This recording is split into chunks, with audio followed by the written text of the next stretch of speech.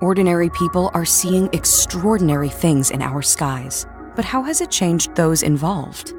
From author Ryan Sprague, Somewhere in the Skies, A Human Approach to an Alien Phenomenon, is a personal journey that also weaves together a story of stories, furiously pumping new blood into the heart of these mysteries, one experience at a time. Now available on Amazon in paperback and ebook. For more information, visit somewhereintheskies.com.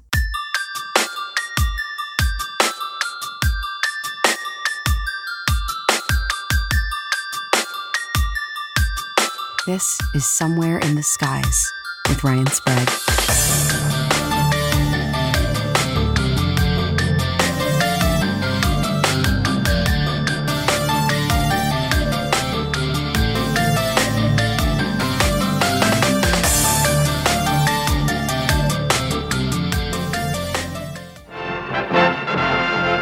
Gathered together from the cosmic reaches of the universe, here in this great hall of justice, are the most powerful forces of good ever assembled. There's an attack coming. I need warriors. Just like a bat. I dig it. Let's do it. On my lead. Ride ain't over yet. My man. Yeah.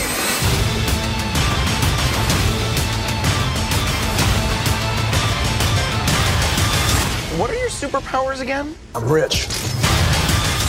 Hey guys, Ryan Sprague here, and today is a very special bonus episode where I sit down with two of my close friends and podcast colleagues, Nick Westemyer and Chris Moss, hosts of the Two Dumb Dads podcast. And today we are reviewing the recent Warner Brothers and DC film, Justice League. Now, despite this film involving evil aliens, it doesn't really fit the mold of UFOs, which you're used to hearing, and that's because you are listening to a new edition of the show, where I bring guests on from time to time to review movies. We did this once before, with the remake of the movie It.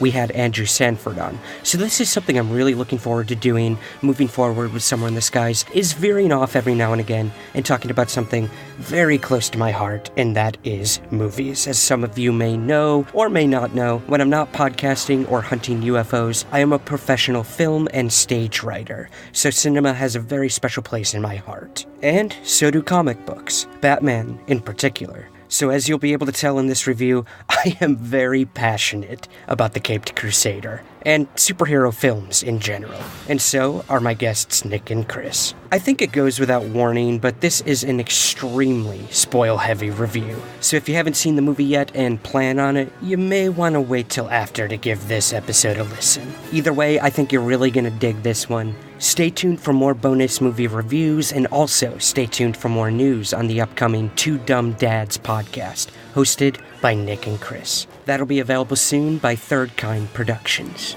So, without further ado, did Bats, Soups, Wonder Woman, Flash, Cyborg, and Fishman live up to the hype? Was there any hype? And what is going on with Henry Cavill's upper lip, seriously? Come together right now and tune in to find out. Come together!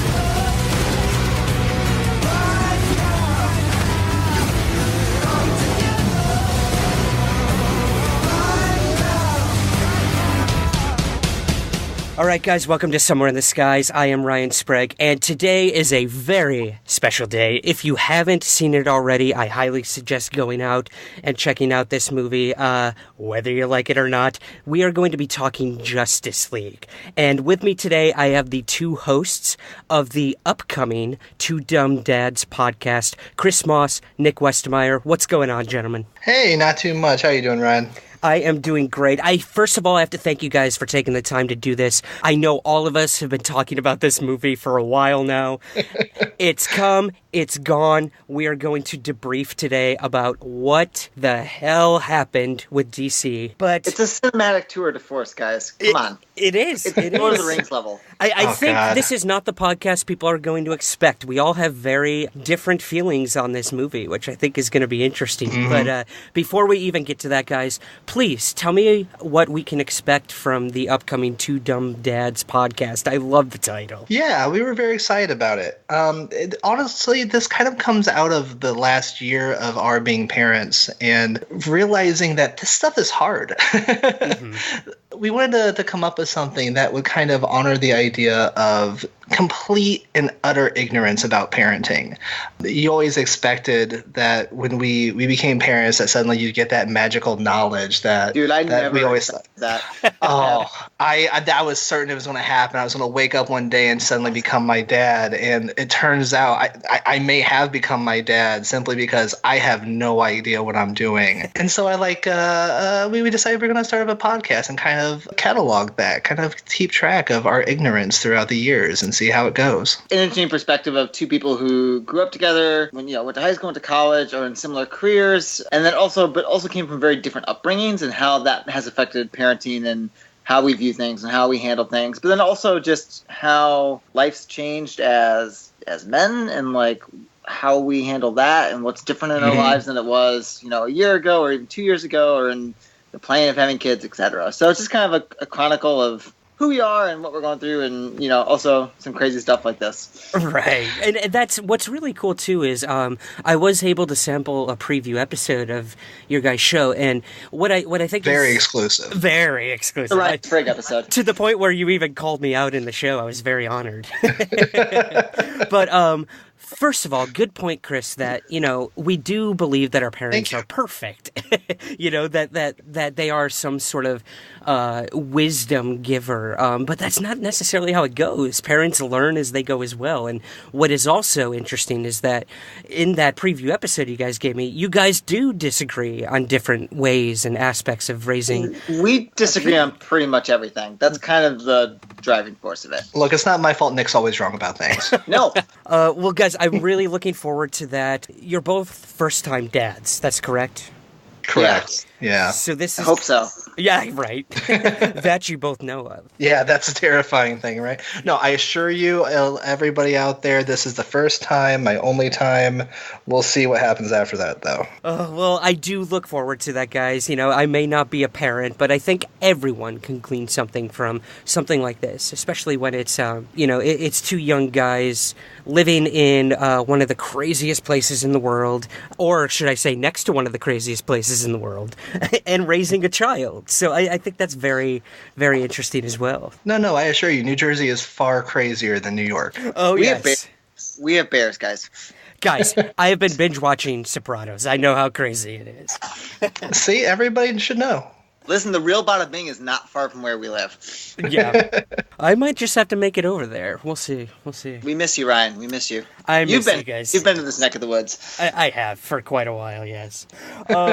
So the real reason we are here today is to talk about Justice League. Before we even get into that, guys, I kind of wanted to ask you about your history with, I guess, comic books in general and the DC universe, as opposed to these huge, expansive universe that we've grown to either love or hate with Marvel. So yeah, maybe you could give me a little background on what you guys, what is your connection to the DC universe? Sure. Nick, do you want to go first? Yeah, I'm totally going first. No, so my connection to comic books go back to being a kid. So my dad bought comic books for, so I'm the youngest of 5, for 2 of my brothers, the one closest to me and the one before him. So we had over 15,000 comic books in our house growing up. So I've been pretty much steeped in this since I was a little kid, but I've always loved Superman. I mean, it has been, I'm adopted, I'm from the Midwest. I just related a lot to that. And it was my dad's favorite character and my brother's favorite character. Christopher Reeves in the first Superman film was one of the reasons I wanted to become an actor. I was like, how do I be fucking Superman? And my dad was like, well, he's an actor. I was like, great, I can do that. I just didn't grow to be 6'2", and you certainly did not. I can attest to that. Yeah, I know. Sadly, but Shawty. It's all right. Wolverine wasn't 5'1", so it's okay. Yeah, they still cast a 6-foot guy. I'm still bitter about it. Love you, Hugh Jackman. So, anyways, it really was a big part of my childhood growing up, and these stories influenced everything from how I played to what I wanted to read, and also being a kid who's dyslexic, that was kind of what got me into reading, because I could look at the pictures and it would help inform me of what was going on in storytelling. So it became my primary source of reading material as a kid. So I have been hugely vested in the superhero movies, both the DC and the Marvel, because it basically was my childhood coming to life. And in the case of Marvel, really successfully. And in the case of DC, a little bit bumpier. Though that's probably what we'll get into as we go. Like, I still love seeing these people on screen because it's like getting to be a little kid again. Sure. And selfishly, I'm always like, maybe I'll get cast in it one day. Who knows? So that's me. Sure. How about you, Chris? I'm kind of similar, but I like to think of myself as a mid-tier comic book nerd. When I was young, I of course was first introduced to comic book characters the same way I think a lot of people of my generation were, through the Tim Burton Batman movies and the Saturday morning cartoons, the X-Men, the Spider-Men. And so it wasn't until about high school that I realized that these amazing characters I love so much came in a comic book. And so as soon as I found that out, I started buying every book I could find. I was at the point where I was spending my entire paychecks every week at the comic book shop buying, I think, $40-50 worth of books back in the day when they were $1 or $2 a book. So I was buying everything. If it came on a book and it had a superhero on it, I bought it. And then that lasted me through about college when, everybody goes broke, and so did I. So I haven't been reading as much as I used to, but I still keep up on the old Wikipedia. I try and follow along what's going on with the new 52. That's now the old 52, but there's a new 52. I don't know. It's all confusing. At it again, so they're retconning everything for the 1 millionth time. But the important thing is I love these characters. I've grown up with them. I was a huge Batman fan all through high school, college, and really ever since I saw the initial Tim Burton movie. So I don't know. I love this stuff. I enjoy this stuff, and I love to discuss it. Awesome. I think all three of us can really agree that, it really started with us with Batman and Superman. Nick, I know Superman was a huge part of your upbringing. Chris, like you, Batman was huge for me. I read the detective comics. I grew up on the Tim Burton, the original movie. So seeing that character come to life for the umpteenth time now in cinema was refreshing, no matter how the movie panned out.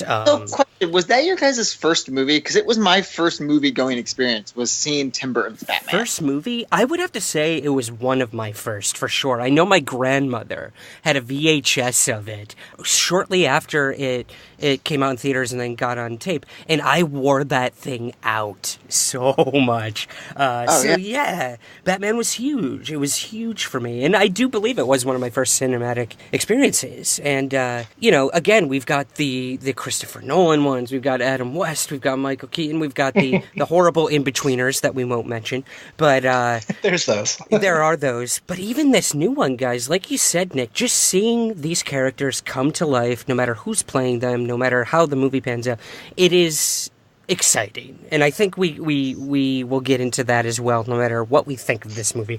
It's amazing to see these characters come to life. Absolutely. I never thought I would see an Aquaman on screen. Exactly. Let alone seeing the idea of a realistic, serious Green Lantern, which I thought was amazing, seeing those guys in the background, the big war sequences. Right. The big Easter egg. Yeah. Yeah, we will get to that. But I guess for any of our listeners, first of all, we must warn them, this is going to be an extremely spoil-heavy episode. A review. Guess I already spoiled that part, huh? Sorry about that, guys. Oh, no, not at all. Yeah, you guys gotta be watching for that, though. That's like a watching for thing. It really is, yeah. If you blinked, you wouldn't have seen that Green Lantern part, I feel. So, well, let's give a little premise here, guys. I'm just going to read the pretty brief summary of this movie for the listeners. So here we go. Fueled by his restored faith in humanity and inspired by Superman's selfless act, Bruce Wayne enlists newfound ally, Diana Prince, to face an even greater threat. Together, Batman and Wonder Woman work quickly to recruit a team to stand against this newly awakened enemy. We'll get to that enemy. Aliens! Despite the formation of an unprecedented league of heroes, Batman, Wonder Woman, Aquaman, as Jeremy Irons calls him, Cyborg, and The Flash, it may be too late to save the planet from an assault of catastrophic proportions. Okay. So is that the plot you guys got from this? Yeah, maybe. So, first of all, we are at a 41% on Rotten Tomatoes for this movie. So not exactly the best. So higher than I expected. worse than Man of Steel, higher than Batman vs Superman. Exactly. So let's talk about that first. We had the Man of Steel, we had Batman vs Superman, then we had Wonder Woman, which then we had Suicide Squad. Excuse me, I totally forgot about that. I never even saw that one, guys. That was a brilliant piece of cinematic history, which I think will live on for the ages. Yeah. In the worst of ways. Please never come back, Jared Leto. Moving on. There's that. Oh my god, it's horrible. And then we got Wonder Woman, which was an incredible film. I mean, pretty revered from what I can tell. I think it was a good film. Mm-hmm. I had a lot of problems with the depiction of Wonder Woman for the most part. It really bothered me how childish they portrayed her throughout the entire film. Where it seems like they had a book on the island that would explain every minor nuance with a man that didn't exist. But as soon as she left that island, oh, I'm sorry, we wear clothes now? Please explain to me, young man, how do we wear clothes? But hold on, but that makes sense, because that's not something that we explain in the Amazon culture when they're how many thousands of years behind what she's walking into. Like, it's this idea of discovering a new world, it's all about her not being sheltered on this island, which she's been sheltered for, let's say she's 30 years old, right? Right. So, yeah, you would have all of this discovery. It's not just going to be like, oh, yeah, people in suit jackets and pants and slacks and shoes and dresses. Like, I'm cool with that. I know all that stuff. In a film about having a god come down and do whatever a god is doing, it seems as though you can make a certain leap of whatever and say that, okay, it would make sense for her to be childish and naive, but maybe, just maybe, we're going to take this feminist icon and make her knowledgeable about the world and have her lead the way through this story instead of having her be handheld by the man. But that's different than the whole story. The whole story is her discovering a new world, so it makes sense in the context of that story. If you wanted didn't like the story, I guess. Yeah, that's fine. But if you didn't like them, then it shouldn't be a story about her first getting off the island. It should have taken place. So then you have a different movie. You have what essentially is going to be the sequel to the first movie, which that's fine. But I'm just saying, like, if you're going to have her off the island immediately, you're going to have some naivety. Mm-hmm. I just think it makes sense in storytelling. To me, that makes sense. You wouldn't know what everything this is around her. I think I see both sides of that, for sure. And then she kicks some ass through a trench warfare. And just, but quote unquote. Oh no, the action was amazing in that movie. I thought that was terrific. That I can definitely agree on. The cinematography was gorgeous. Well, in terms of that, let's move on to what came next. Now, do we have to? We do, gentlemen, because we have some stake in this. We are comic book fans. One of us might be friends with one of the superheroes in this movie. Can't wait to hear his reaction to this podcast. He did a good job. I'm sorry. He did a really good job. Great job. We will get to him for sure. He did. What I want to talk to you guys about before we get to the overall plot and what we think of it is there were two pretty big controversies before the movie came out. Now, one, we have the horrible tragedy that happened to the director, Zack Snyder, who had to leave during the pretty much towards the end. Am I correct in that? Of filming and or editing? There's a lot of debate with that, because some people are saying that, and this is something that's happening now with this film, with the call for his cut of the movie, is how much was done when he had to leave. So I was under the understanding, also from a friend of ours, that a big portion of it was pretty much shot. And if that's the case, then, are there basically two versions of this film kind of floating around? Because when the new director came in, Whedon, he did extensive reshoots. And I thought that might be because he also, as a comic book writer, was like, this stuff needs to go in a different direction than where it currently is. Yeah. Yeah, I don't want to speak ill of somebody who's going through a major life crisis, because, I mean, nobody deserves to go through what he's going through. But I feel like you can kind of watch that movie and see Joss Whedon's hand in that film pretty clearly. He credited on the script, I think. Like, he got script writing credits. I wasn't sure. I was trying to pay attention at the beginning, but this is another thing. Zack Snyder's openings are always very interesting. No matter what you think of him as a filmmaker, I think he really can draw you in from the beginning of his films, whether it's through music or just the way he shoots it. This one had a really interesting one as well, which we can definitely get into. Yeah. Can I say before we really dive in, this is can I give like my overall thought, because I think it will pepper my opinion of it as going forward. Yeah. It was the most comic booky movie that I've seen, both in positive and negative ways. I totally get what you're saying. So like, I felt like, like you get a comic book, you can get comic books that are just really bad, the storylines, or you can get comic books that are just amazing, right? They soar outside your expectations, but there's a lot of comic books where you're kind of like, okay. Mm-hmm. That's kind of how I felt. I was like, but there was a lot of things that felt like a comic book to me, and I did appreciate that. I can expand on that as we go, like moments that felt that way. Felt like a comic book to me in a lot of ways. And maybe that was Whedon's influence over Snyder's initial vision, which maybe did or did not work in some parts. Yeah. And the other thing that I think may have worked or not worked was the choice of music. Now, we had an entire score apparently done for this movie, and then was scrapped when Whedon came in. Is this something you guys know about? Yeah, I didn't know anything about that. I think the guy who scored it was the gentleman who did the guy who did Wonder Woman score with like the guitar, like yep. And I think Whedon came in and brought in Elfman, which I think that was a great decision, because Elfman brought in themes from the original Tim Burton Batman, which I thought was awesome. Yes, and also brought in stuff from the John Williams Superman themes. Mm-hmm. I thought changing the musical choice was good, because I did not like the score the dude did for Wonder Woman in Batman vs Superman. He used it, but I would much prefer, like, for a movie like Justice League or Avengers, like that kind of big orchestra, classic, epic, over like, I'm gonna throw some electric guitar in there because it's cool. I think I disagree with that. Really? I mean, I'm not saying I liked it by any means, but I'm saying I think it fit the styles of the film.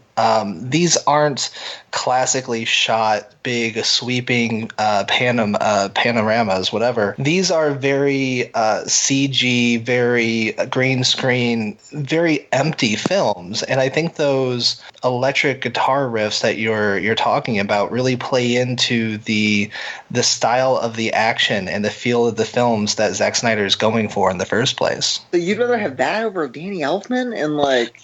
Oh, no. I would rather have none of these films and have all of Danny Elfman, but okay. I think what he's doing is fitting the Zack Snyder mold. Yeah, I completely... Again, this is another time where I could see both sides of it, and it really depends on if you're leaning more towards a comic book movie or a cinematic experience, which they can be married together, but I just don't know when it comes to the music. Well, this is a good point. Like, did you guys think... So I don't know if this movie knew what it wanted to be. I don't know if it wanted to be a Zack Snyder film or a Joss Whedon film, and I don't know if that's because... No, it didn't, and that was very clear. There was no... they never came through and blended those two styles together. They shot whatever they shot, and then Joss Whedon came in, did some reshoots, and it was very clear, because there would be a very serious moment that all of a sudden seemed to take on a completely different tone, and then return very abruptly to the very serious moments.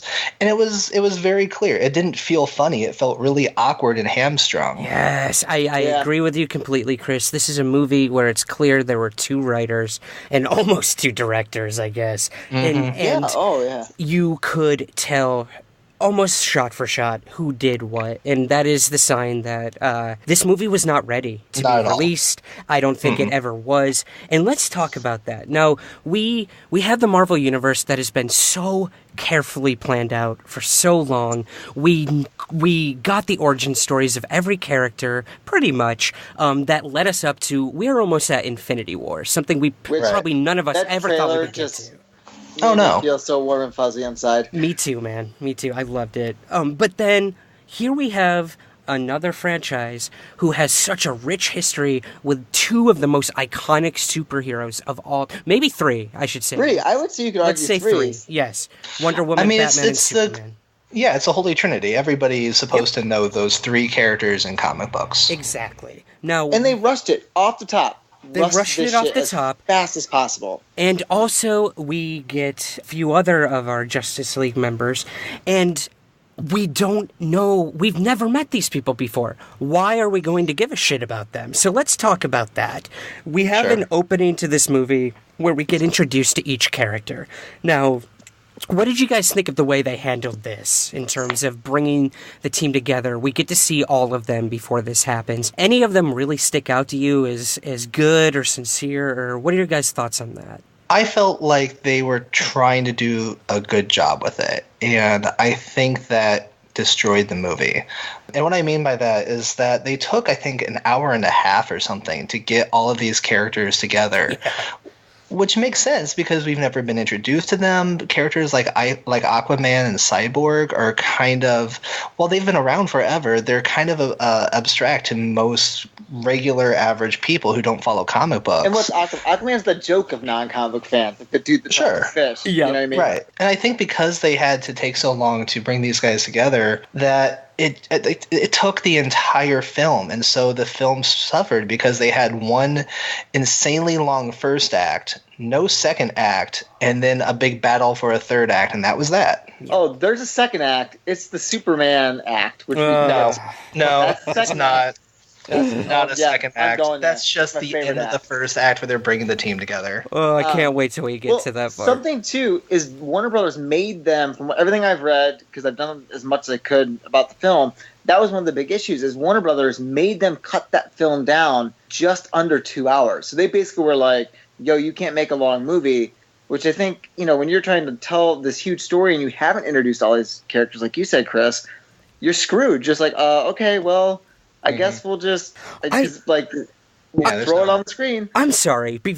Why the fuck would Warner Brothers, with the biggest movie that they're making with all of their characters, why would they choose this movie to make one of the shorter ones? That makes absolutely no sense. Because they're worried about Marvel, and they're worried about, I think, Zack Snyder's pacing and storytelling after everything with Batman vs. Superman. We're like, oh, it's boring. And no, did you guys actually hear there was a new report out recently that may address this? They said the big reason why they couldn't go back and delay the film was because producers' bonuses were tied to this. I saw that too. God. But then they also had a bonus to it being successful. So it's like, yeah, essentially what it sounds like it probably came down to is that there's some sort of a merger or a buyout or something that may or may not happen, and subsequently, if they pushed back the film, they may not be with the studio anymore. And so if they're not with the studio anymore when the film releases, those bonuses go away.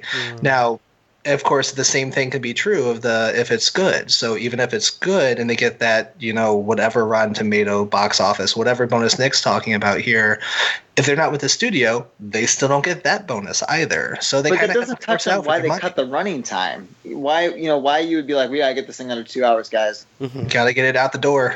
Gotta make that day. Yeah. I think that's it. Like, we live in such a world now where we consume things so quickly. We want it short and sweet. And like you said, they're trying to sort of go off the Marvel platform of shorter is better. And I just think they can't, with the writers and directors they're choosing for DC, they can't do that. They need Marvel has 3 hours to tell their stories. And Marvel has the added benefit of 10 years worth of movies and being like, well, you already know these stories, so Avengers can be 2 hours and you can be happy with it. Because it's just, as someone on my Facebook wall put it, it's just action figures going smash, which I'm okay with. Mm-hmm. Sure. Well, when it comes down to it, guys, that's what it is. Like, when we really think about it, a lot of these movies are made to sell toys, to sell comics, to sell merchandise. That's what it is. Now, I would say that Marvel does a little bit better of a job of actually, like, caring about what they're doing. And I do sincerely think a lot of people at DC care about these people, these characters. But the question is, does anybody care at Warner Brothers? That's the difference. Warner Brothers. That's a very good point, Chris. Not only that, but that money plays such a big part in all this, and the movies are suffering in terms of which characters someone can use. Oh, wait, Sony has this. We can't use that. Marvel has this. We can't use that.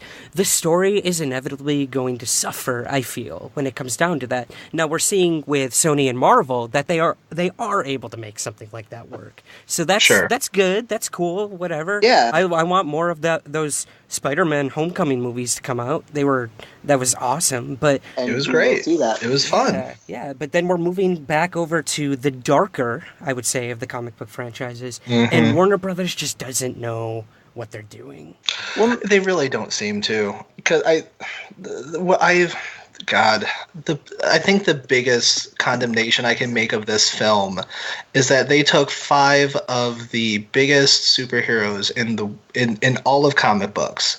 They took the entire armies of all of these groups, and they made a film that felt small. Yeah. Which I should felt be impossible.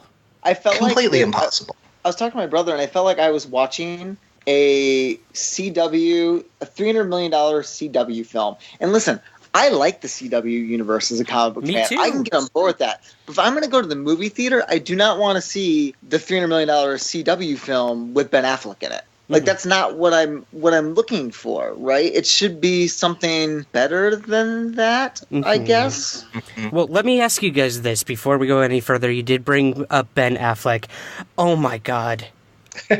Oh my God. If he wasn't in that cowl, I could swear someone had a gun to his head every line this dude was making. Do you guys think we're going to see him in any more of these movies? No. He did not want to be there. They're already rumoring that Jake Gyllenhaal is the next one. I saw that, yeah. For the role. Okay, so first off, I'm a Ben Affleck apologist. I like Ben Affleck. Kevin Smith. This wasn't his best performance, and you're right. It looked like every line he said, I saw him just thinking, God, it's Daredevil all over again. Yeah. Except when he's talking to Wonder Woman, where you see this vulnerability come through. And I don't know if that's just Ben Affleck thinking Gal Gadot's hot, or if he was literally directed to have this schoolboy sort of crush on Wonder Woman. That was the only moment where I felt he was any sort of a character. Do you wonder if maybe that was supposed to be ultimately building towards the Batman-Wonder Woman relationship that I think was almost immediately prior to the New 52?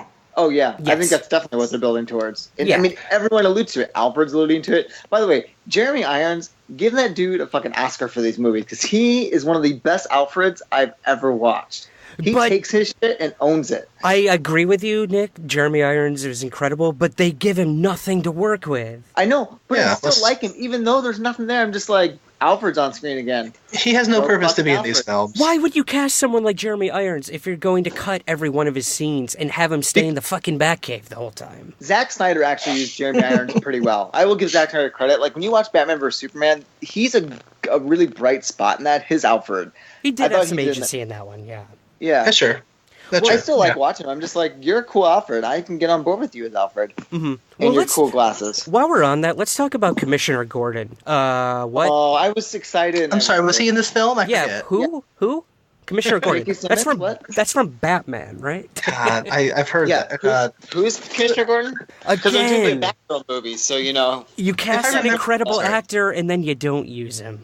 He was in, 2 scenes, and essentially his job was to flash the bat signal or something? He did nothing. That was exposition. Right, and the big thing was everyone was talking about how much he was working out before this movie and, like, how jacked he got. And they're like, is he doing that for this movie? Oh, my God, is he going to, like, kick some ass? And then they put him in a baggy trench coat, and then he just he flicks the bat signal on once. Doing it for the movie. He came out and said he was doing it just because he wanted to get in shape.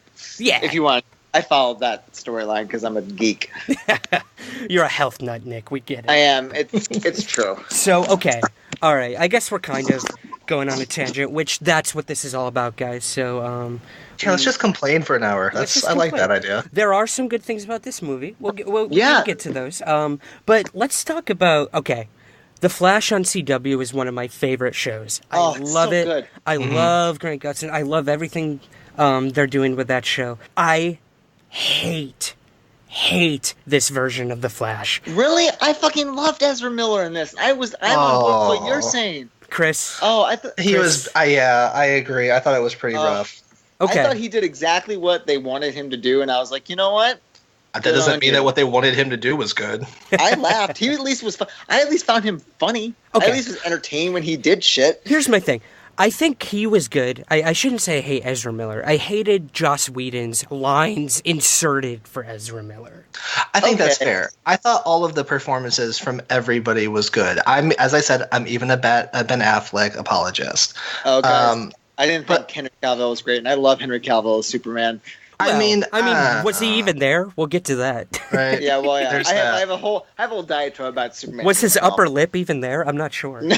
It was, with a little added flesh to. I saw this. I think I saw it differently than at least one of you. I saw this I don't like the whole IMAX Super 3D Mega Oplex whatever.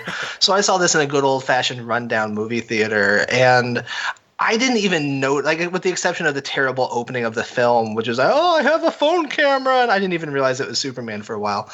I didn't even notice that there was anything wrong with his lip. Is this a weird thing that happened in the 3D? No, I had heard that if you saw it on IMAX or in the ultra high def, the uncanny valley with his lip was way more noticeable than it was if you saw it in, like you did, Chris, in like a regular theater, right? Most people, from what I read, that saw it in the regular theater were just like, Henry Cavill looks different. Like, he just looks different. Let's tell the audience what we're talking about here. Like, what happened? Oh, Nick? that's probably good. I got this. You got this, Nick. Henry Cavill is currently shooting Mission Impossible 3. And when Josh Whedon was brought on, Mission Impossible 4? I think 72. So. Yeah. The next Mission Impossible film. Yeah. And when Whedon was brought on to reshoot, he wanted to do massive reshoots, and that meant everyone coming back. So Cavill came back, obviously, for the Superman reshoots. But it was in his contract that he could not shave the mustache that he had grown from Mission Impossible.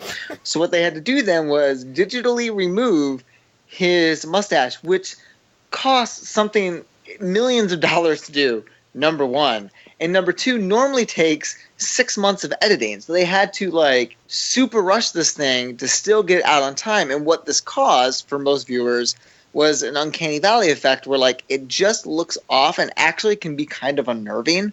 And just makes you, like, look at him and be like, you don't look like Henry Cavill. Which upon the second viewing, because I've seen this movie twice now, you realize that almost every single scene with Superman, that's present, which meant Josh Whedon reshot almost every single scene with Superman, which I'll get to, and I actually think might have been a good thing, because Zack Snyder's Superman and I don't get along very well. Yes. I thought you loved his Superman. I liked Man of Steel, but I'll get to that when we get to Superman and that whole situation. But anyway, that's what happened. He had to have his mustache, or his mustache, digitally removed prior to the release, quickly. Okay.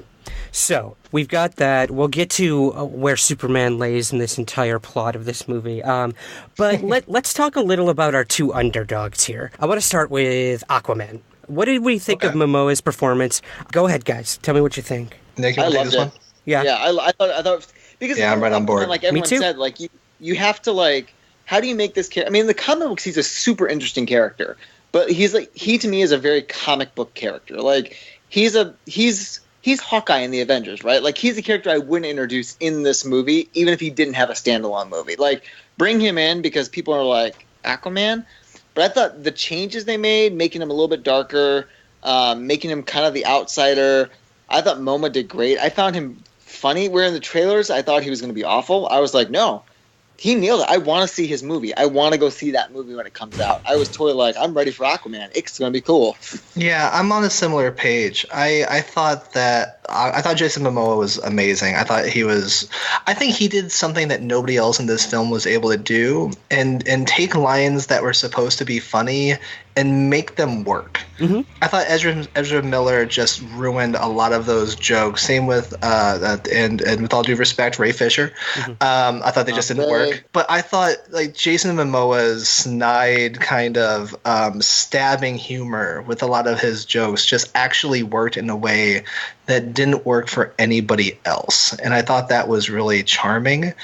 And while I don't necessarily like what they did with the character of Aquaman a lot of the time, I thought his performance and I thought some of his scenes worked better than a lot of the other characters. Oh, that scene when he sits on the lasso of truth. Oh, my God. That's one of the ones oh, my God. I hated that. Did you really? I just wanted to throw up in the movie theater. Oh, man. That's one of my favorite scenes. See, I liked it. It went on too long. It went on way too long. I'm like, that's a comic book, though. That's a comic book. I'm like, I ate that shit up as a comic book fan. Yeah. It was and they stopped after the first time he said an actually revealing thing. Right. But then they kept going on for 5 minutes. I just sat there going, it was a Family Guy. This doesn't make sense. But he sells it so well. Like I said, his performance is great. Agreed. But I hated what they did there. I think Momoa, more than anyone in this movie, understood what both Zack Snyder and Joss Whedon wanted. Mm-hmm. And I think he did that to the utmost professionality. And I think you're right. He pulled it off. Good on him, man. Whether or not... Yeah, exactly. I think he has a bright future with this character, if they even make it to his standalone movie. They are. It's already in post-production. Okay, that's good. Now, one movie that is not even in production yet, and let's get to it. This is a very controversial, not performance, but just way that they handled this character of Cyborg. Ray Fisher. An up-and newcomer in Hollywood. This is his first major motion picture, which is really talented incredible. Stage actor. Yeah, absolutely. For anyone who doesn't know, we know Ray Fisher. He's done a bunch of plays in New York. We have a very close friend who is practically best friends with him. He was his best man at his wedding. We knew about this long before they even announced that he'd been cast, and they could not have picked a better dedicated actor to play this role. But in terms of that, how do you think he did, guys? How do you think they portrayed the character of Cyborg? Nick, maybe you should take this one. I need to form my thoughts. All right. It's because, I'll talk off my ass and Chris can follow me up. So here's the thing. I thought Ray did a really good job with what he was given, if that makes sense. And I think that they put that character in a really hard spot as like the exposition character who had to tell us everything that's going on. And frankly, I think in films that just doesn't work all that well. That's like the TV thing, right? Like when you sit down to watch like a CSI New York, I'm picking some random procedural, right? There's always that scene where like they come in and the one person's telling them everything you need to know watching it. So you're like, okay, so the killer did this and they found some fingerprints and they found some hair and that's all great. And it's a TV show, so you're like, okay, that's kind of what I felt like Cyborg was. Okay, so there's a mother box, and I have all this technology, and I can do all this weird shit, and they need me, and okay, then I'll go, and here's what's happening, here's what we have to do. And because that was all of his scenes, I'm like, well, you just wasted a really good actor, sadly. But I will say, I thought he did it well, as well as you can do that shit. It's hard to do. And I think that's bad screenwriting, too. Yes. But I'm not a writer, so what do I know? No, I'd have to agree. Yeah, it was in the writing here. Chris, go ahead. Yeah. So I should point out, I don't actually know Ray. I've never met him. I've heard a little bit of these stories before, but the way I know Ray is that I know you guys, and that's about it. So I'm free to talk a little bit more openly here. Oh, yeah. So with that being said, I think that, I don't want to call them problems, but I think Cyborg is a very difficult character in a film because he is everything and nothing all at the same time. Yeah. His entire purpose in the story is to essentially solve the box that the writers write themselves into. Okay, so we have a piece of technology that's completely unfathomable. We have a giant robot that can do anything, so he's just going to touch a thing. We have this Earth-based robot. He can make a Kryptonian key. It'll work. And because of that, his primary role in these films is just to solve the problem that nobody else can solve just because of who the characters are. And as far as that goes, when all you're there for is to be a plot device, you don't really have a lot of characterization put into you. I mean, they did the best they could with those scenes between him and his father, but they just kind of felt flat. Mm-hmm. Yeah. As far as Ray's performance, I don't think it was his fault. I think it's just these characters largely are suffering from the same problems that all the characters are suffering from, and that's the deep depression that these films exist with. The idea that nobody is allowed to have any joy or happiness.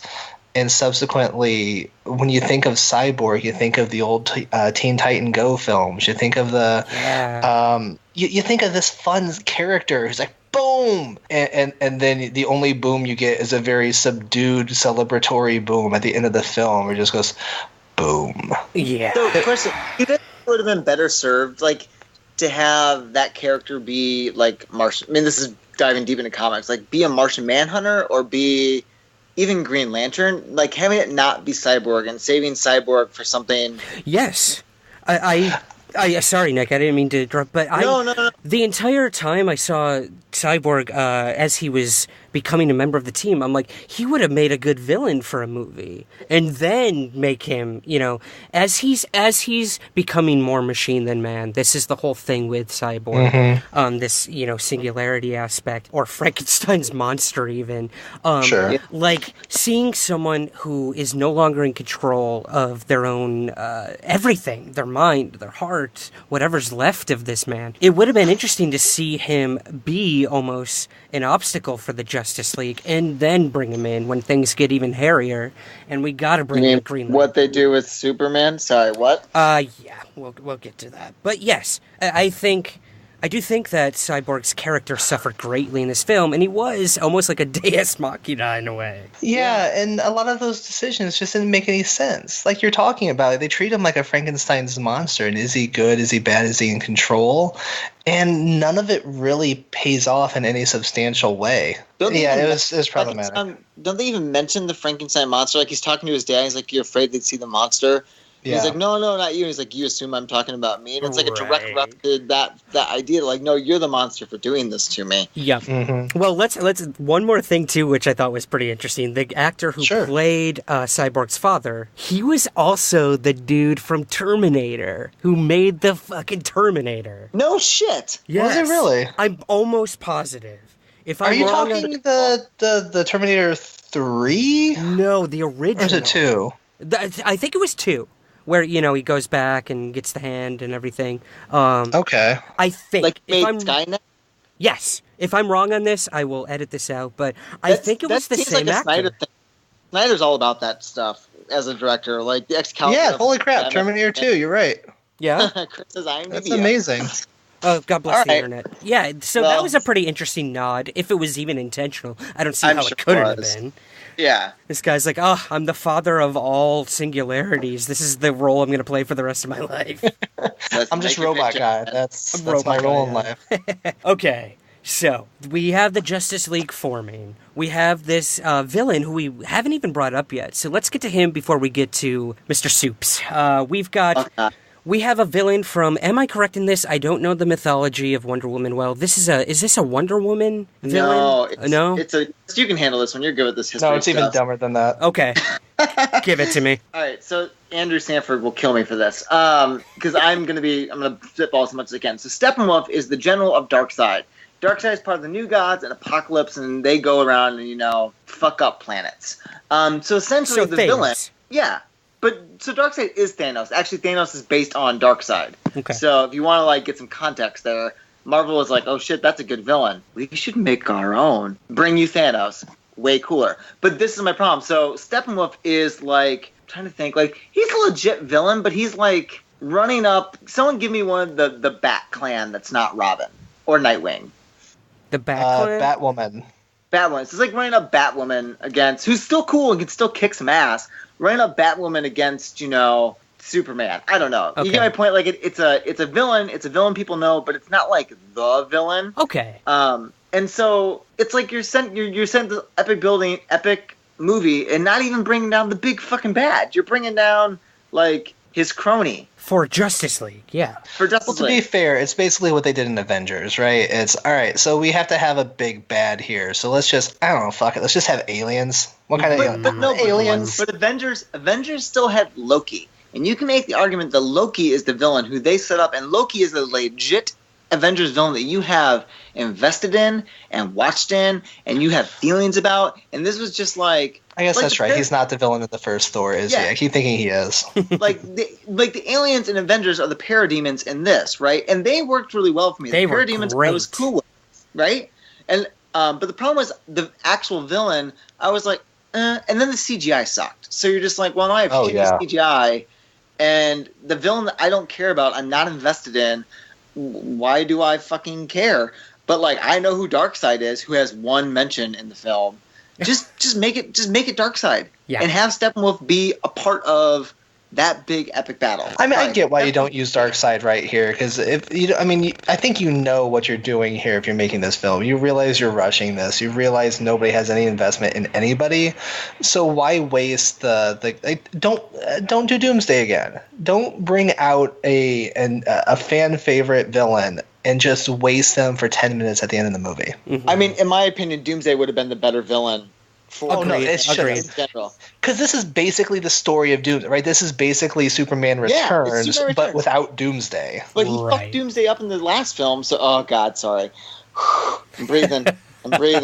All right. Well, let's get to that, guys. All right. So, for those who did not see Batman v Superman, we have an ending where the man of all men, the legend Superman, dies, supposedly. We get a small... No, he's dead. I think he's dead. Yeah, okay. He's dead. Sure, let's think of argument. Let's just say he's dead. He's dead. Yeah. So we kind of had an inkling that when this film was coming around that this was not going to be the last time we saw Superman. Whether or not it would be in the way that we got in this movie, I can't say. But Nick, I want to hand this one over to you. The Superman All right, fan. let me just get up in my seat here and get ready to... How did they bring this guy back? Oh, well, okay. So I have to let me go back to Batman vs. Superman so I can set this whole story up because I'm very passionate about this. So they kill Superman, right? Kill him good and dead. They also kill Clark Kent and have an open casket funeral for Clark Kent, which I'm going to get to. So they kill Clark Kent. My problem number one. Superman's dead, so now we come to Justice League. And there's these things called the mother boxes. It's the whole big thing the film's around. And they're like, oh, well, the mother box can create life.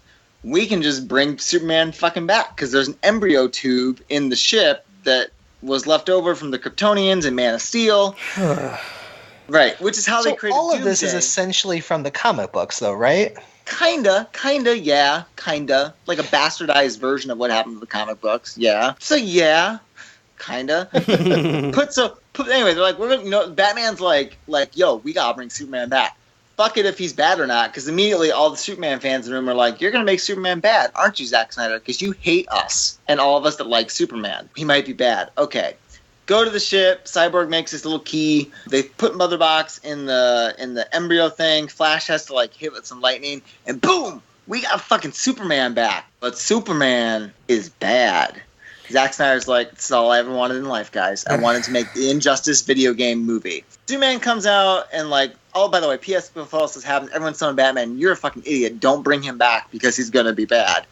And he is. And all of a sudden he gets all scared because Cyborg might shoot him. And then there's a big fight, right? And which also has one of my favorite scenes in the movie. Did anyone else not like the part where they're in a big fight and, everyone realizes that he's Superman, so we're fucked? But Flash is like, I'll run really fast, and Superman sees him, and you have that realization that Superman is fast enough to see the Flash. Yeah, that's one of my favorite parts. Oh yeah, the look that Flash gives. Yeah, that was pretty great. I enjoyed that moment. He goes to just push him and falls back into the fucking stones. Yeah, come on, that's great. Well, Nick, tell us. All right. Oh yeah, keep going, my man. But the biggest part is how Superman comes to be Superman again. But we'll get to. Oh yeah. So anyway, big fight, right? And everyone's losing. And then eventually, which makes sense. So the end of Batman vs. Superman, while there's a reconciliation between Batman and Superman, clearly there wasn't a conversation about how you tried to fucking kill me. You're a douchebag. And so he sees Batman. He's like, oh, I remember who you are. So I'm going to fuck your shit up, too. And then he goes after Batman, and there's a quippy line that's clearly a Whedon line about him bleeding and shit. And Lois Lane comes out. Oh, no, that is a Snyder line all the way. You think that was... No, really? His mouth is CGI, dude. His mouth is CGI'd in that scene. I've seen it twice. It feels like a CG. It feels like a Snyder line. Where it's so obvious that they're just like, oh, let's have a callback to that amazing film that I made. It's like, no, first of all, it wasn't amazing. It wasn't a good line. It was just... Maybe, but I'm telling you, it is CGI. Yeah, because everything is CGI in this movie. Because he reshot all of his fucking scenes. I do think Batman's follow-up, though, of yep, something's bleeding. I can get on board with that. That was pretty funny, yeah. So he calls in Lois Lane. That was his plan. Lois Lane wakes Clark up and is like, hey, let's fly away and go back to the barn. And then you have this big fight scene over, and Superman, awakens. It is all of a sudden, thank fucking God, the Superman that every Superman fan out there, minus Andrew Sanford, sorry Andrew, wants to see. This hopeful, like, I'm hopeful and I'm good and like and promptly negates any tension this film may have had going for it. True. But I'm gonna say, as a Superman fan, I was like, thank you fucking Christ. Now maybe I'll get a Superman film that I can fully enjoy and not have to like justify in my mind like I do Man of Steel. Yeah, I got that. And I also got, we'll talk about the end where I think Zack Snyder gave a big middle finger, or Joss Whedon gave a big middle finger to Zack Snyder's Batman vs Superman. So this film may as well have been called Superman 3, Let's Get Some Friends. Agreed. With no Superman. No. He's in like 20 minutes of the film. No, he's in the entire film. The entire film is centered around, oh no, we don't have Superman anymore. I guess we don't have Superman? We should find friends because we don't have Superman. Wait, you're coming down because there's no Kryptonian? I can't come down now because there's no Kryptonian. Yeah. The entire film is about the complaints of not having a Superman and how worthless everybody is because there's no Superman. And then they fight things and they just get demolished because there's no Superman. And so they're okay, Superman. Let's team up.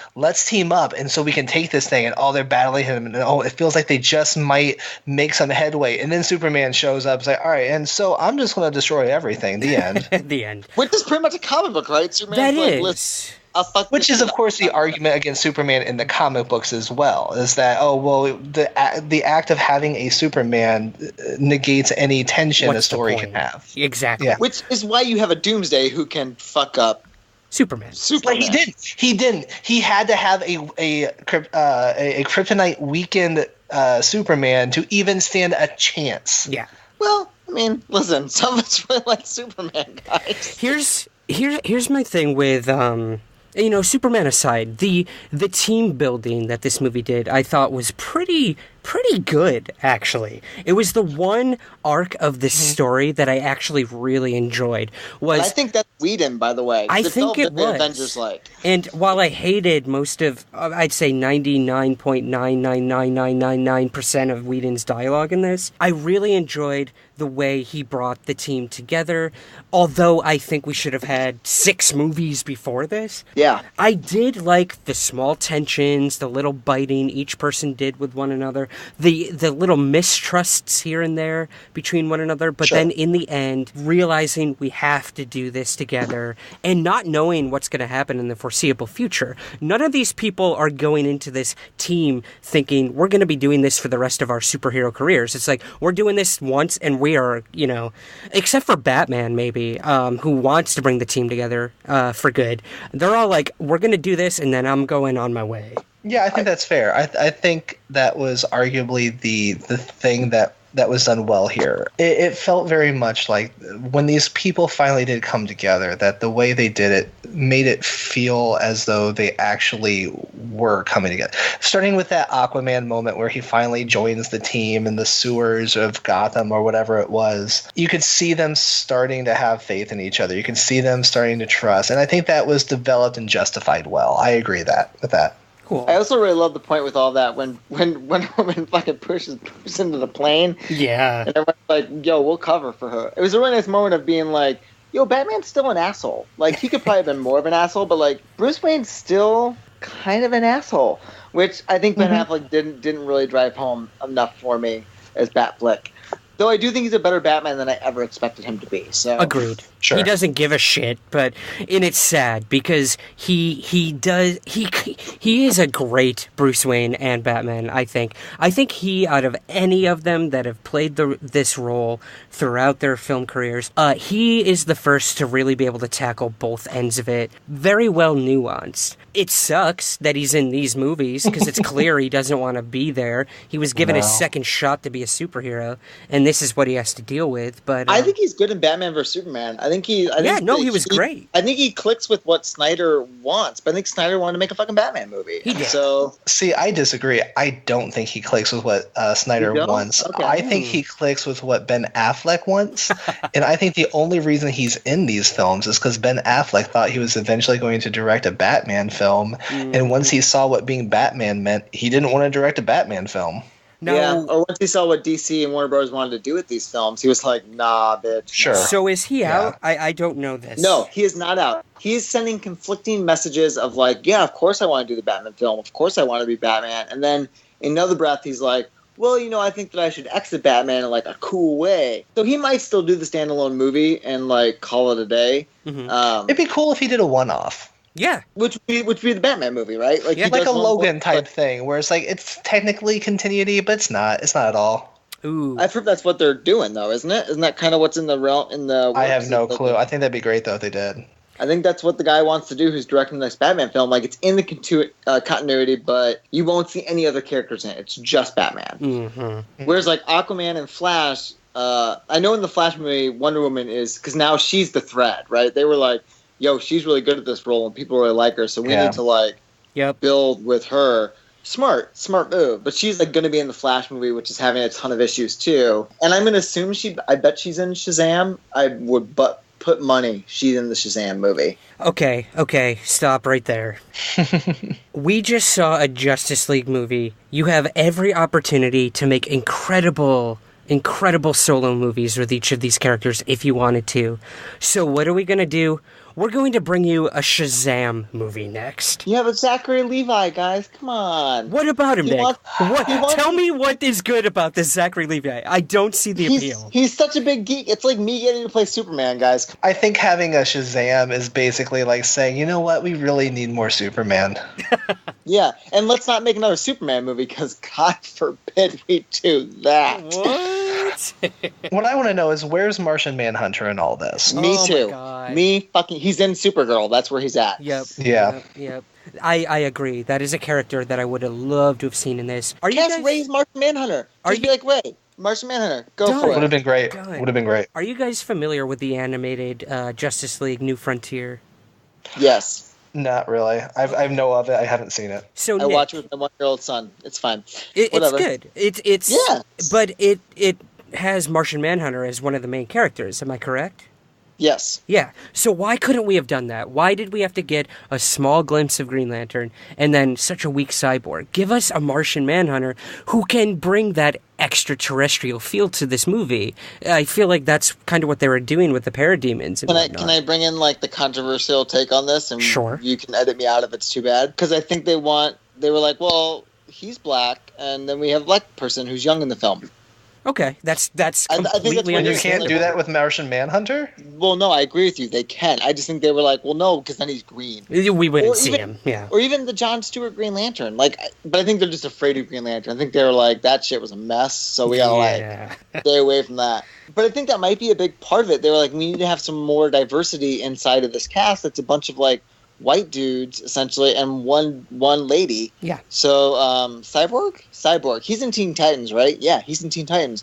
Great. Well, then people already know who he is. Cyborg. Well, they've officially promoted him up to the Justice League in the comic books too. Yeah. So that's probably So it's a good time. Possibly because of the movie. Who knows? Right. Yeah. Right. But still, I think Martian Manhunter is as dynamic and as interesting, and power sets are really cool, and would have worked in this film really well, and probably could have done served a similar plot device in a lot of ways, because he can shapeshift. Like, I don't know. I think he'd be a better character for this particularly, and I would have loved it as a comic fan. Like, that's Justice League. Justice League is Superman, Batman, Wonder Woman, Aquaman, Green Lantern, and Martian Manhunter. Like, those are my Justice League. That's what I remember. Yeah. Mm-hmm. Well, I mean, not that they care, but who knows? Who knows, Nick? They might be listening to this. No, they don't. It's fine. Whatever. The last character, guys, I want to sort of talk about before we sort of wrap this up is Lois Lane. Oh, good. I'm glad. Good. Yeah. What do you guys got for me? There's really nothing to say. Again, that's a problem. So underused. From the strong character that we saw in Batman v Superman, where I was just blown away by like the agency they finally gave this character. They did in the Christopher Reeves movies as well. But it wasn't the same. Lois, the one they gave her in these was much better. It was much better, I agree, Nick. But then we get to this movie, and what the hell? Why did she even sign on to do this? Because it's probably in a contract. Yeah, you're right. Yep, she signed her soul away. But she basically, the only reason we had her here was to make little bad Superman good Superman again. Yeah, she's plot device, like Chris says.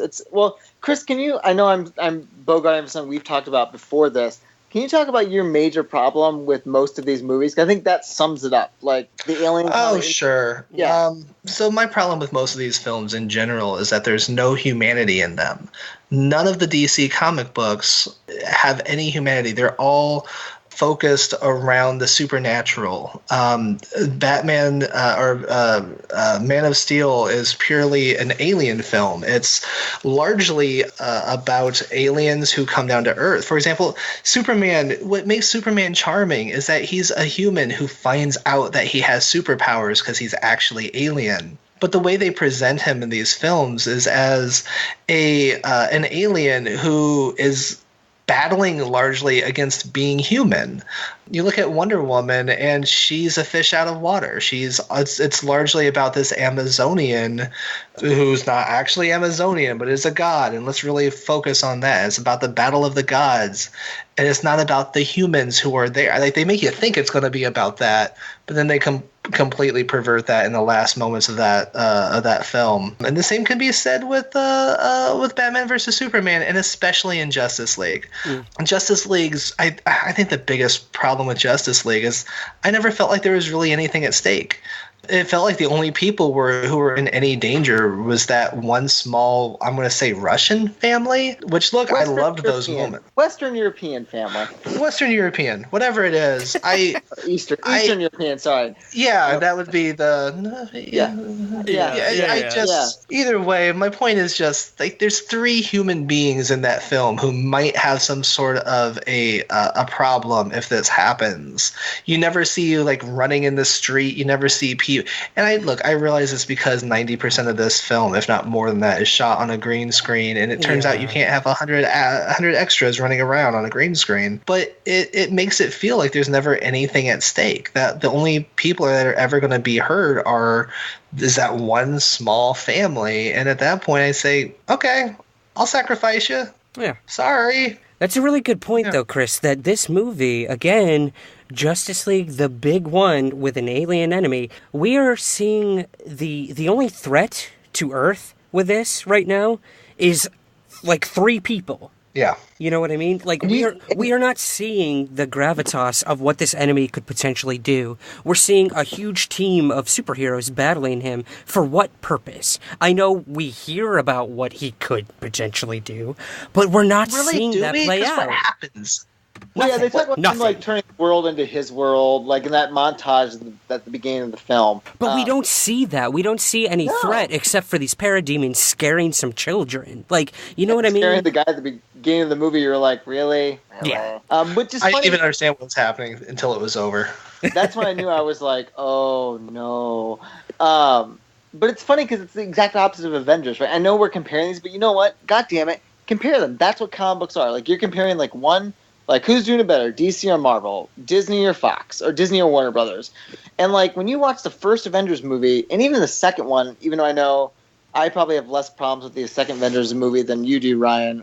Chris, I think you and I are probably close to the same page with it. Like, there are people at risk. Like, when you watch that first Avengers, like, New York gets fucked up. And it sets a precedent, then, for all the other movies. And I think that, like, after Man of Steel, because everyone was like, yo, Superman killed a lot of people in that movie. Yeah. Warner Bros. Was like, oh, well, I guess we can't, like, we need to avoid that at all costs. Yeah. Yeah, and then they were like, so Justice League, like, you're fighting this big place where there's no, like, you have to save 3 people, and Superman saves, like, a apartment complex really quickly, which I liked, because I like seeing Superman. So I like seeing Superman save some shit, because he's Superman. I never for a second believe there are people in that building, though. I believe there might be some people in that building. Superman saved them. Chris, let me have my Superman. God damn it! I've waited this long. I think you're right, Chris. Like, there's nothing that, like, those Avengers films. At least there's things at risk, right? At least, like, when this ultimate team up happens, like, I felt like they were fighting to fucking save something, even if it is just a lot of Hulk smashing. Yeah, they were trying to save something, right? And, like, Justice League was like, well, we're just gonna fight him were saving something. Well, and the difference between those films, I think, aside from the fact that they were significant build, like, look, the Avengers films have no real story either, but it's because they are the third act. Like, you build up the first and second with the films leading up to Avengers, and then the Avengers is the big battle of the third act, and I'm fine with that. But the reason why you actually feel like there's stakes, like, granted, it's only New York that's at any risk in Avengers 1, but, like, you see the Thor, like, catching giant, like, bricks about to fall on people. You see Captain America diving to save a human being, and all of these people in that in the surrounding chaos leads you to feel like, oh my God, people might die here. Yeah. Whereas in Justice League, it's like there's a purple worm that's chasing one family, and there's no other cars on the road. It's not like there's a person getting out, and, like, you never see, like, one of the parademons, like, pick up a person in the background. How hard would it have been to CG a random human being that a parademon was picking up? Just like, no. Yeah, even if they, like, just like sprained an ankle, like, give me something. Give me something. Chris, you bring up a good point that, you know, we have superheroes. We have this mythology of the superhero for a reason. And that is when there is no hope left within humanity, something can rise above and help us and guide us. And I think that's what's most important about any comic book, any superhero franchise. And I think that's where we're kind of losing our way. It's no longer about that. It's about... Yes, it's about these characters, these superhero characters, and what they go through. That's very interesting. But I think we're losing what the human condition means within all of this. I think, well, it's like Superman. So one of the whole points of Superman, the reason why I love him is, here's an alien that crashes on Kansas and is raised by these older, first of all, I'm raised by older parents too, by these older parents. And they do kind of touch on this in Justice League, but not in the way that I think it's too late. Like, he's more human, or he represents the idealized thing that we want to be as humans better than any of the fucking humans. And you lost that. Like, he would save those people. He would fly in. And, like, there's no heroics, right? Like, where's the heroics in Justice League? Yeah. Yep. That Nick, that is a perfect way to sum it up. There was very little heroics being done. It was... It is what it is. There's a lot. I will say, though, because I'm the one, I think I like this the most of the three of us, because I actually chose to see it again. I still had fun at times. Like, I still enjoyed... Yeah. Like, I still liked the big booms, and I liked when, like, Superman flew in and punched Steppenwolf from the face. I liked the Batman Wonder Woman fight. Like, there were moments where I was like, man, I really, really, really want to watch this movie. And maybe, like, if it's on TV, I'll watch it just to have some fun. Because there are some fun things that happen, but there's nothing that makes me care or that I'm invested or that I would be like, man, I can't wait for Justice League 2, guys. Yeah. All right, here's the deal. You couldn't pay me. Well, maybe you could pay me, but you could not beg me to watch this movie again. Ticket, you wouldn't go again. If I was like, Chris, no. Oh my God, no. I almost walked. If I didn't have this podcast to record, I was about to walk out in the first place. What? No, can I just say I thought my favorite part of this film was the preview for A Quiet Place. Did you guys see that preview? Yes. Oh my God, that looks so good. Yeah. That looks so good. What if it came with a free ticket to see Avengers Infinity War? Okay, but then I'm not. I mean, I'll take a nap. It sounds like a great time to take a nap. Nick, that's. Sorry, Chris. Go ahead. But I want to jump off of the Infinity War thing for one more moment. Sure. When you're done, Chris, please. Okay, so I do look. As I said, I don't like this film, but I do want to say a couple kind things about it. And I want to say that, first of all, I thought for all of the controversy there was about the Amazonian costume design changes, and it's justified, I will say I thought those battle scenes were terrific. Oh, I thought they were the best amazing. Scenes in the film, right? Yeah. It was the best scene in the film. Oh, and I will say that I did think that in spite of all of my problems with Superman, the fact that he finally punches something that is theoretically as strong as him, I mean, clearly not, but theoretically as strong as him was kind of nice. Can I talk about, there's one thing that Whedon did, I haven't got this question answered by my inside source. As much as it is a clusterfuck for a sequel, he brought Clark Kent back, because Clark Kent is Superman. Mm-hmm. And I hate, those are my biggest things, the end of that film when like you get Clark Kent, I was like, Loved good. it. Loved it. I don't know how you're gonna fucking justify this, but like, fuck you, Snyder, for killing him. I don't care that you don't like Clark Kent. I do, and that's what makes him awesome. So, big middle finger, Zack Snyder. Clark Kent's back, and you can't do a good goddamn thing about it. That's good. He's forced into the corner now. If there's anything I appreciate about Whedon, it's that he's trying to raise the bar, I think, for Snyder to try to fix this. I think Snyder's gone now, guys. I think that ship's done. Might be Oh my God! Please, for the love of God, please get rid of him. That might be it. One more thing about Justice League before we get to our final wrap up here, guys, was the after credit scenes. Now, I have to admit, I had an emergency when I had to go see the theatrical release of this film, so I did have to do a little well, we won't go there. I watched this movie from my home. I'll put it that way. You had a private screener. At a private screening. Listen, you know I'm a screener, whatever. So what I did was, guys, I watched a private screening, and I recently got a early Christmas gift from my girlfriend from Drinks by The Dram. This is a shameless plug. This is a 25 Days of Christmas Advent whiskey. I saw that, and it's awesome. So if you want to sponsor Two Dumb Dads, I'm just saying we're looking for sponsors. Absolutely. I will send them your way, man. And that night specifically, I was drinking Buffalo Trace bourbon. So I just had that while we were talking. Oh, good. Yes, by the way. Right now I am drinking, it is called That Boutique Whiskey Company out of Ireland. Okay. It's pretty good. It's an Irish single malt. Let's see, 2 to 13-year-old. That's a big gap. Ooh. Which is it? But about $50. That's the difference. Yeah, exactly, Chris. I'm going off on a tangent here. We'll have to do a whiskey episode. Can we please do a whiskey Let's talk episode? about these. Let's talk about these after credit scenes. Now, I missed these. I know what they are, but explain to me what happened and where it's leading us. With Chris, take the first one because you loved it. Okay, so I'll take the first one because I enjoyed it. And I'm going to be honest, I'm a sucker for this because they do it every time The Flash and Superman get together. So the first, the mid-credit scene is the usual scene where Superman and The Flash race. And it's really charming and it's really happy. It's the only happy thing that has happened in, what are we at, 4 DC films now? Yeah. 1, 2, 3, 4. Yep. Yeah, so it's at the very end, they get together, and they're sitting out in the middle of, I assume, Kansas, and they're looking both ways, both of them in costume, and they're stretching, they're getting ready to go, and they go, okay, so where are we racing? Which coast? And they go, I've never been to the West Coast. All right. And then they race. And it's beautiful. It's charming. The banter is good. It feels like they care each other. Whatever. But it's the only moment of joy and unadulterated happiness that has existed in any of the DC films, and I loved it. Do we know who wrote that scene?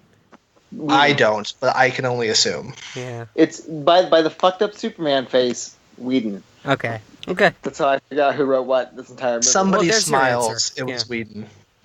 That sounds awesome. Hopefully I'll be able to see that once the Blu-ray comes out. But again, it's a true comic book moment. Back to the fact where I said this movie was very comic booky because that's like Chris said, straight out of the fucking books. So our end credit scene. Who came back, guys? Give it to me.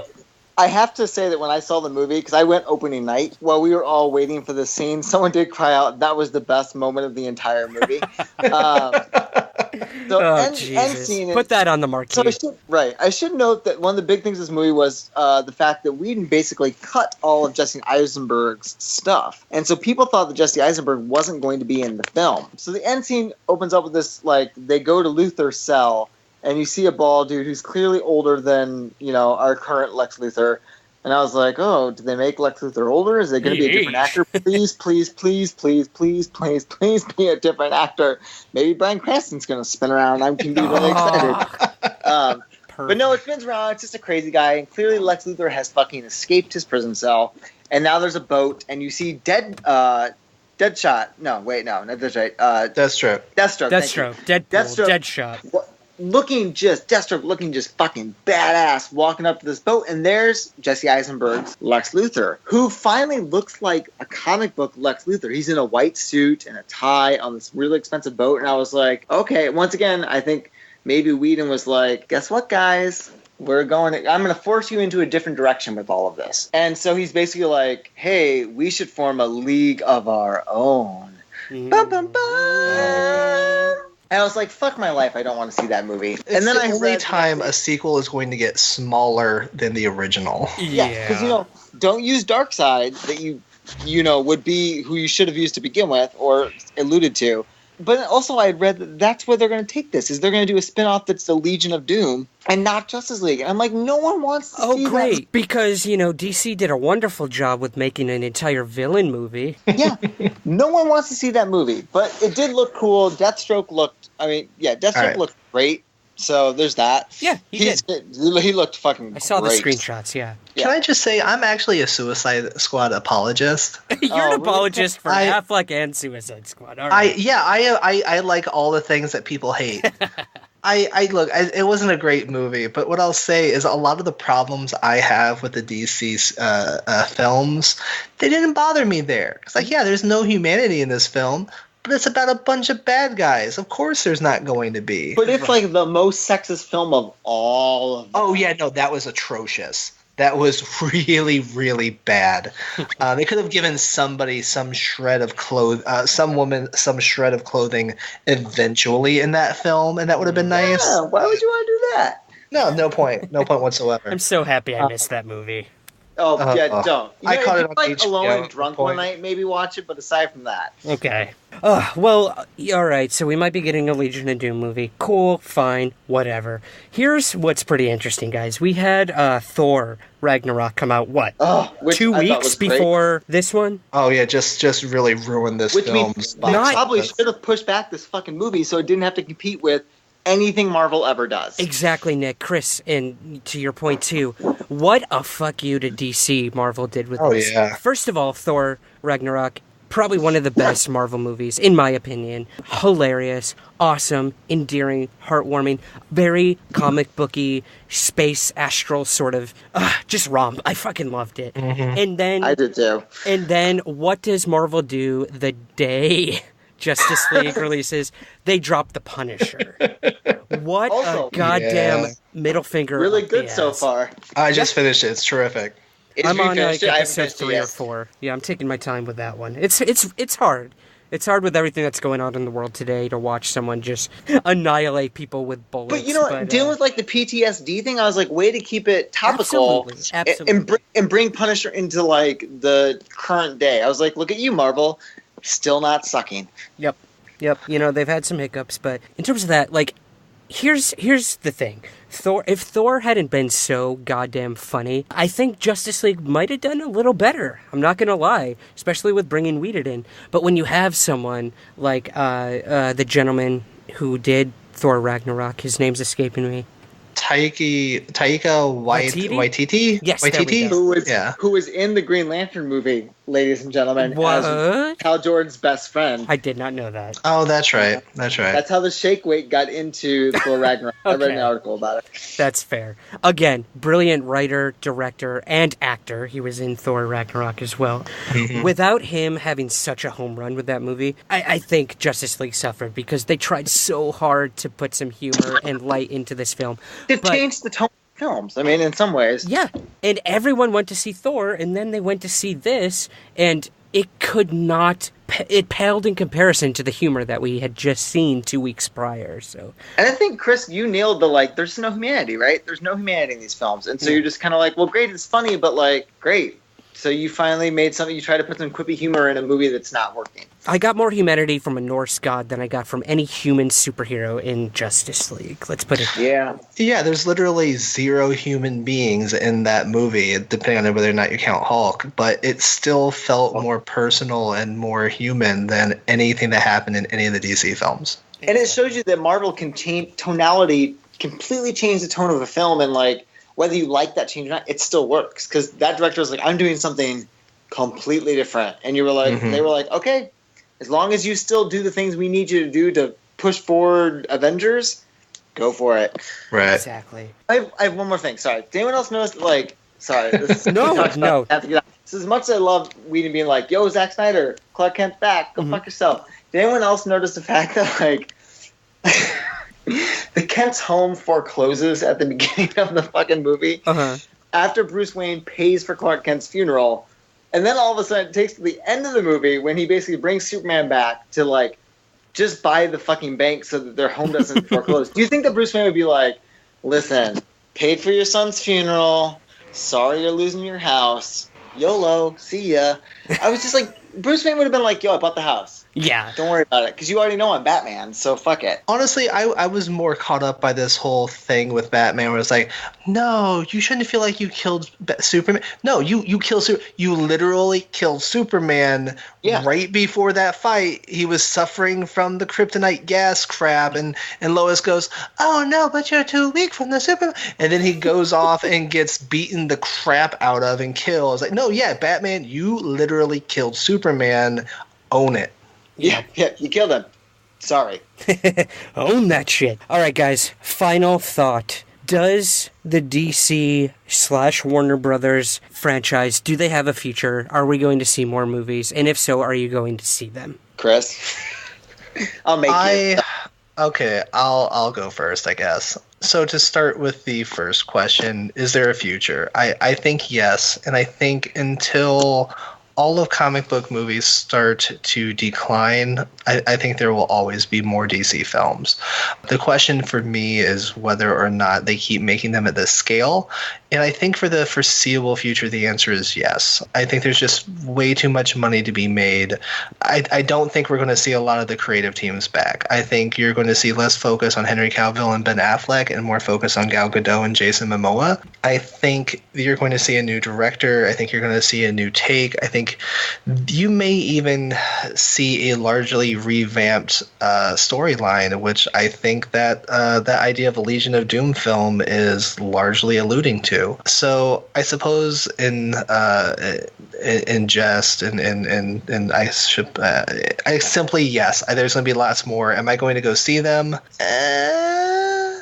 I'll probably see them on HBO, Netflix, wherever they go, and I'll see the big ones in the movie theater when Nick drags me to them.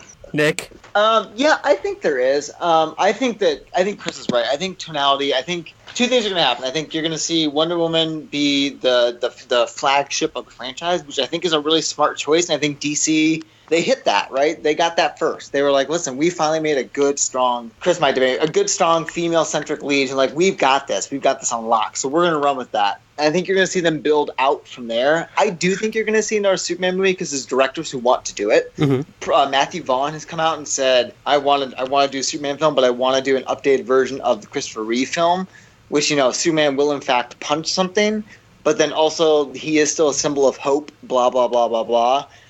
Which to all the Superman fans out there, we were like, yes, fucking right. So I think that, like, as Chris said, I think as you see the Snyder creative team depart and you see these new teams come in, the Patty Jenkins, as Jeff John gains more control. Yeah.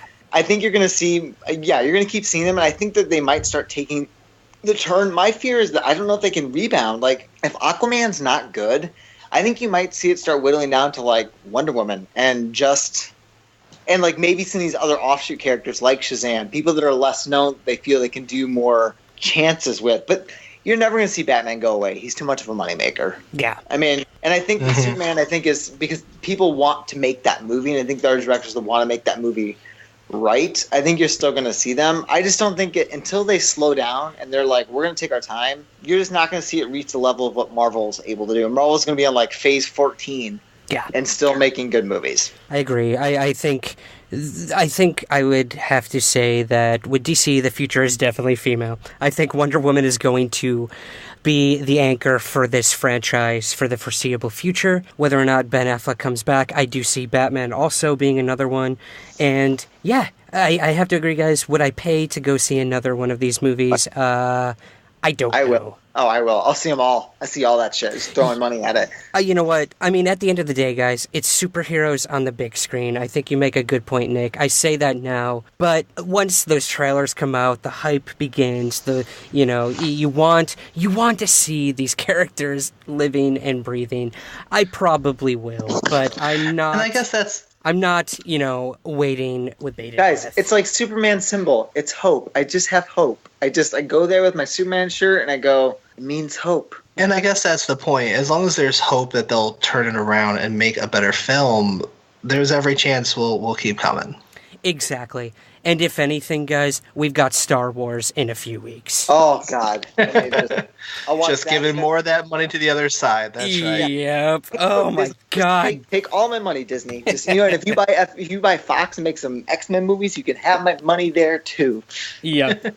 Well, I'm calling it now, guys. You're coming back for the Star Wars episode. Oh, please do. I'll be there with bells on. Absolutely. I can't thank you enough for coming on today, for hashing out this movie with us. I really am looking forward to this marriage between Third Kind Productions and Two Dumb Dads and what you guys got going on over there. So when you have any information coming out about when you're going to release that, please let me know.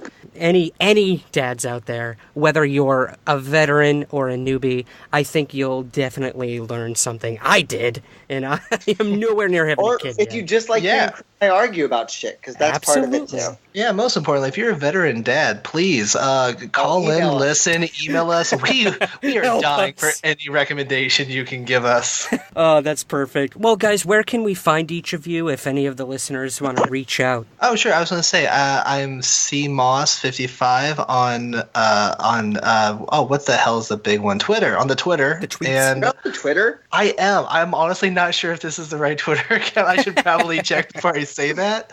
But yeah, I'm on the Twitter somewhere. You can find me tweeting and twatting and whatever you do on that thing. Yeah. So I'm kind of all over the place. First of all, Ryan, thanks for having us on this very long episode. Yeah, thank you. You can find me at...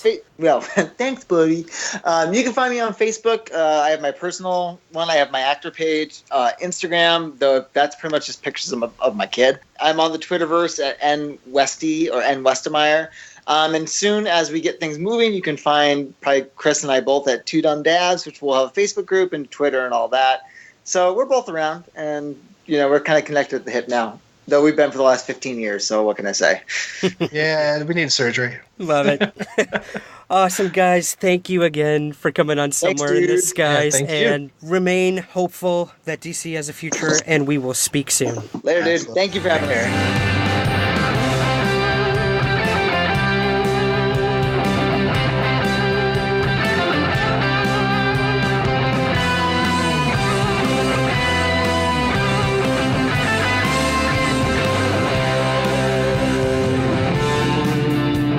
Somewhere in the Skies is produced by Third Kind Productions in association with Antica Productions and the Antica Podcast Network.